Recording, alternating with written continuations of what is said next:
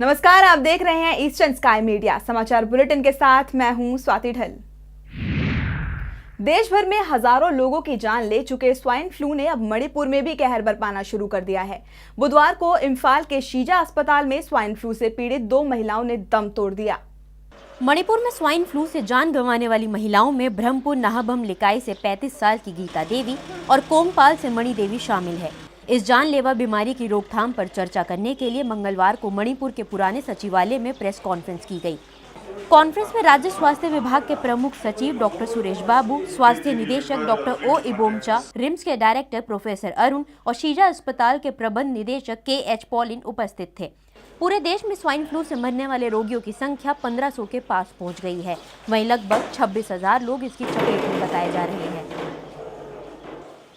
I'm very sorry to inform that the first patient from Imphal is 35 years old lady admitted on 27th of February undergoing treatment for swine flu in isolated ICU of Sheeza hospitals passed away this morning at 6:10. Arunachal Pradesh विधानसभा में 3 दिनों तक चला budget सत्र मंगलवार को खत्म हो गया है। इस बजट सत्र में बीजेपी की गैर मौजूदगी में ही 2 बिल पास किए गए। बीजेपी ने राज्य सरकार द्वारा पूर्ण बजट पेश किए जाने की बजाय vote on account bill pass किए जाने के विरोध में सत्र का बहिष्कार कर दिया था। बजट सत्र के अंतिम दिन सरकार ने बीजेपी की गैर मौजूदगी में ही ग्लोबल विश्वविद्यालय अरुणाचल प्रदेश बिल पारित किया। दरअसल बीजेपी सत्र के दूसरे दिन लाए गए वोट ऑन अकाउंट बिल से नाराज थी। बीजेपी नेता ताम्यू तागा ने सरकार से पूछा था कि किन वजहों से राज्य सरकार को अगले वित्त वर्ष के 4 महीनों के लिए वोट ऑन अकाउंट लाना पड़ा। इसके जवाब में मुख्यमंत्री नाबम तुकी ने कहा था कि केंद्र से स्पष्ट निर्देश लेने के लिए ही नियमित बजट के बजाय लेखानुदान पेश किया गया है। उन्होंने कहा कि केंद्र से धन मिले बिना पूर्ण बजट पेश करना मुश्किल है, लेकिन मुख्यमंत्री के जवाब से नाखुश बीजेपी ने पूरे सत्र का बहिष्कार करना सही समझा। ऐसे में राज्य सरकार ने भी अपने बहुमत का प्रदर्शन करते हुए वोट ऑन अकाउंट बिल को ध्वनिमत से पारित कर दिया।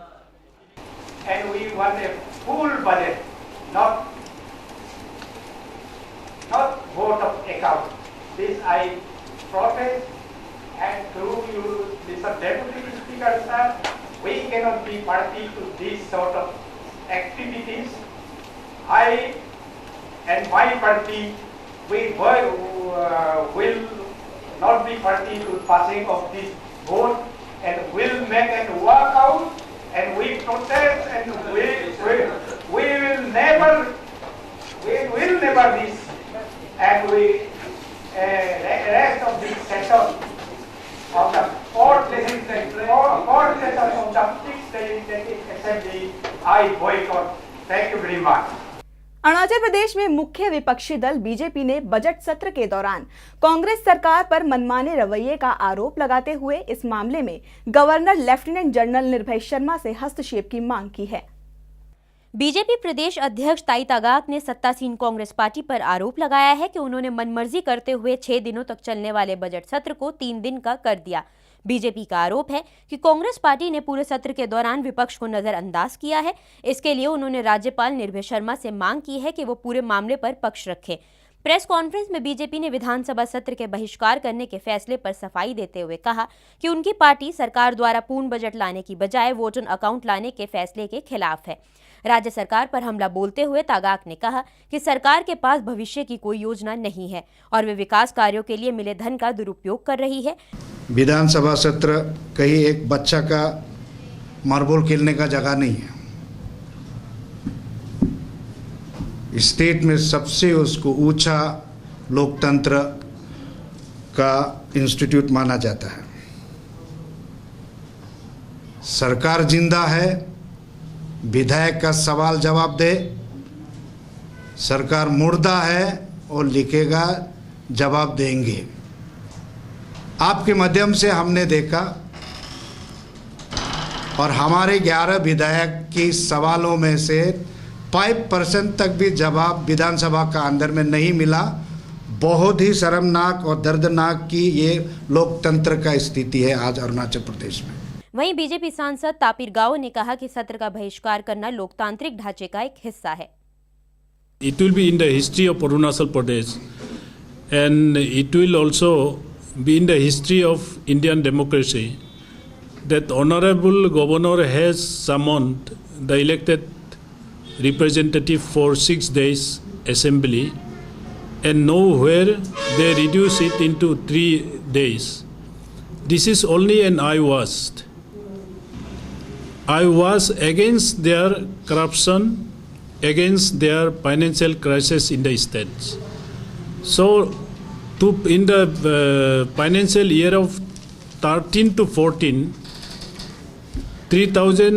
more than 3,500 crores were deficits overdraft.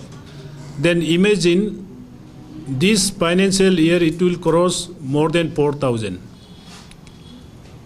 So the Congress government, Arunachal Pradesh, should come out in clear figure what exactly they are facing or what exactly they are doing, and they are playing on the innocent people of Arunachal Pradesh. We need a stable government along with development-oriented government in the states. That's why we endorse our elected representative BJP legislature party. What they have done in the assembly, the party wholeheartedly endorse and support, and that reflect the people's mind of Arunachal Pradesh. Arunachal Pradesh आने वाले वक्त में देश का power house बनने जा रहा है। प्रदेश में चल रही 3 नई जल विद्युत परियोजनाओं का काम इस साल के अंत तक खत्म कर दिया जाएगा। इसके शुरू होने के बाद राज्य को 445 करोड़ का राजस्व भी प्राप्त होगा। अरुणाचल प्रदेश विधानसभा में शून्यकाल के दौरान निर्दलीय विधायक पांगा बागे द्वारा हाइड्रो पावर सेक्टर से प्राप्त होने वाले राजस्व के बारे में पूछे जाने पर सीएम ने ये जानकारी दी। नाबम तुकी ने बताया कि 110 मेगावाट वाले पारे प्रोजेक्ट और 600 मेगावाट वाले कामिंग प्रोजेक्ट को इस साल के अंत तक खत्म कर लिया जाएगा। वहीं 200 मेगावाट वाले ठप पड़े लोअर सुबनसिरी हाइड्रो प्रोजेक्ट का काम भी जल्द शुरू कर दिया जाएगा। तुकी ने बताया कि सभी पावर डेवलपर इसे शुरू करने के लिए राज्य को 12% वार्षिक राजस्व देंगे, जिससे राज्य सरकार की झोली में 445 करोड़ का राजस्व आएगा। नाबम तुकी ने बताया कि इसके शुरू होने से जहां राज्य को लाभ तो होगा ही, साथ ही बिजली क्षेत्र में प्रदेश की आत्मनिर्भरता बढ़ेगी, जिसका लाभ अन्य पूर्वोत्तर राज्य भी उठा सकेंगे। अरुणाचल प्रदेश को पावर हाउस करार देते हुए तुकी ने कहा कि हम बिजली क्षेत्र में देश के 40% जरूरतों को पूरा कर सकेंगे। हाइड्रो पावर एक बहुत बड़ा संपत्ति है हमारा अरुणाचल के लिए। यहाँ से हम सब खराब हो सकता है और यहाँ से अरुणाचल का लोगों को सेल्फ सफिशिएंट दे सकता है और अरुणाचल एक सेल्फ रिलायंस स्टेट बन सकता है और अरुणाचल के वजह से देश बहुत बड़ा नाम हो सकता है। ये पर्टिकुलरली नॉर्थ ईस्टर्न स्टेट्स में ये बहुत कंट्रीब्यूट करेगा सोशल इकोनॉमिक डेवलपमेंट में। नॉर्थ ईस्टर्न स्टेट्स सिर्फ अरुणाचल नहीं होगा, पूरा अन्य 7 स्टेट्स में भी बहुत बड़ा फायदा। अरुणाचल प्रदेश में पीडब्ल्यूडी मिनिस्टर गोजेन गांधी ने स्वीकार किया है कि ट्रांस अरुणाचल हाईवे परियोजना से जुड़े बड़े स्तर के अधिकारी लोगों को अवैध संरचनाओं के निर्माण के लिए भड़का रहे हैं, ताकि लोग गैर कानूनी तरीके से मुआवजे का दावा कर सके। विधानसभा में निर्दलीय विधायक पांगा बागे द्वारा ट्रांस अरुणाचल हाईवे परियोजना के बारे में पूछे जाने पर पीडब्ल्यूडी मिनिस्टर गोजेन गांधी ने बड़े स्तर के अधिकारियों की संलिप्तता की बात स्वीकारी। इस दौरान उन्होंने इन अधिकारियों के खिलाफ कड़ी कार्रवाई का भी आश्वासन दिया है। हाईवे के निर्माण कार्य में हो रही देरी पर चिंता जाहिर करते हुए गांधी ने बताया कि इसकी जांच के लिए एक उच्च स्तरीय समिति का गठन किया गया था। गांधी ने बताया कि सिर्फ एबोतोनी बेल्ट में ही इसकी समस्या सामने आई है, जबकि तिरप और चांगलांग जिले में काम सुचारू रूप से चल रहा है। इस दौरान उन्होंने सभी विधायकों से अपील की है कि वो अपने निर्वाचित क्षेत्रों में लोगों को जागरूक करें। अरुणाचल प्रदेश में छोटे चाय उत्पादकों के लिए राहत की खबर है, क्योंकि राज्य सरकार ने चाय की खेती के लिए लैंड क्लियरेंस सर्टिफिकेट की अनिवार्यता को खत्म कर दिया है। विधानसभा में बजट सत्र के दौरान राज्य सरकार ने ये जानकारी दी है। विधानसभा में बजट सत्र के दूसरे दिन सरकार ने बताया कि पहले चाय की खेती के लिए लैंड क्लियरेंस सर्टिफिकेट अनिवार्य था। इसकी वजह से छोटे चाय उत्पादक टी बोर्ड ऑफ इंडिया से मिलने वाली मदद से वंचित रह जाते थे। साल 1980 में जंगल और पर्यावरण मंत्रालय ने छोटे चाय के उत्पादकों के लिए एक कानून बनाया था, जिसमें कहा गया था 4 हेक्टेयर जमीन से भी कम भूमि पर चाय की खेती करने वाले लोगों के लिए क्लियरेंस सर्टिफिकेट होना जरूरी है, जो ये सुनिश्चित करता है कि उत्पादक वन संरक्षण कानून का उल्लंघन नहीं कर रहा। और इसी सर्टिफिकेट को टी बोर्ड ऑफ इंडिया में रजिस्टर करवाने के बाद ही चाय उत्पादकों को सर्टिफिकेट मुहैया कराई जाती है। छोटे चाय उत्पादक जो 2 हेक्टेयर से भी कम जमीन पर खेती करने को मजबूर हैं, उसके लिए यूनियन मिनिस्ट्री से सर्टिफिकेट प्राप्त करना बेहद मुश्किल था, लेकिन अब सरकार ने क्लियरेंस सर्टिफिकेट पर एनओसी लाकर उत्पादकों को राहत देने का काम कर दिया है। अरुणाचल प्रदेश के लोगों के लिए अच्छी खबर है। मई 2015 तक राज्य में इंटरस्टेट बस और ट्रक टर्मिनल की सेवा शुरू कर दी जाएगी।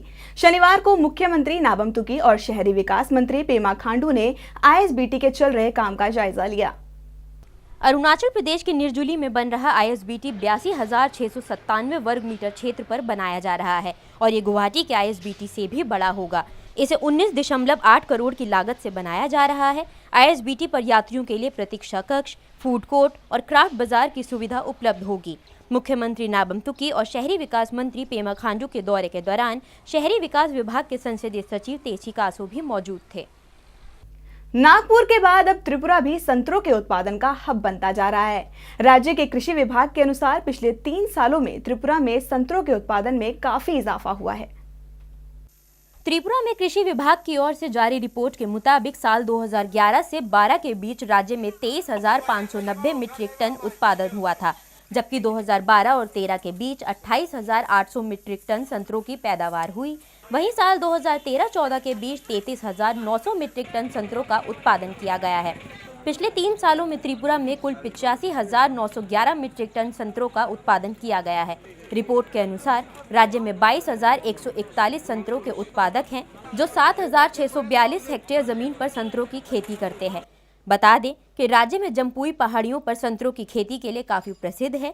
इसके अलावा किला, ओमपी ब्लॉक्स, पानी सागर ब्लॉक समेत कई और इलाकों में भी संतरों का उत्पादन किया जाता है, जहां से अन्य राज्यों में भी संतरों का निर्यात किया जाता है। खबरों के इस अंक में फिलहाल इतना ही। नमस्कार।